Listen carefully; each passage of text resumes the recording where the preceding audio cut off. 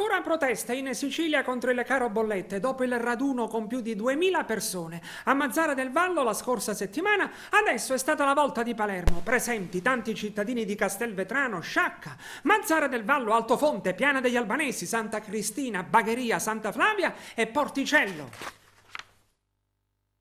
Ci fanno credere che si sviluppa con una parte di energia elettrica viene sviluppata col gas. Il problema nazionale, il loro unico obiettivo è fare profitti, quindi fino Sì, c'è rabbia proprio perché a quella che doveva essere una crisi legata alla ripresa dei consumi dopo la pandemia in realtà si è trasformata in un'inflazione strutturale. È impossibile, noi possiamo pagare queste bollette. In queste attività che oggi stanno manifestando oggi ci sono tantissimi lavoratori che rischiano di essere licenziati. È una situazione ormai impossibile. Abbiamo bisogno urgentemente che chi amministra le città, le regioni e chi governa prenda delle decisioni chiare, nette e serie. Non possiamo più aspettare, dobbiamo costringere noi, scendendo in piazza e mobilitandoci, a pagare queste bollette a loro che speculano sulle nostre tasche. Dobbiamo costringere loro a tagliare gli oneri. tristi perché ogni giorno ce n'è una, rincarano le bollette, ma siamo a mattina.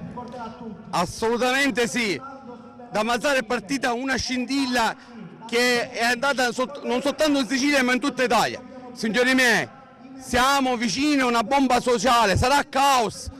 Appena partendo dai quartieri popolari, quando non ci sarà più controllo, quando non ci sarà più luce nelle case, sarà veramente una devastazione, sarà veramente una bomba sociale che non la possiamo controllare. Stiamo protestando per questo, per fare capire alla politica che si deve prendere subito provvedimenti per non portare questo paese alla distruzione. Noi vediamo queste attività e oggi sono aperte, cosa vogliono fare?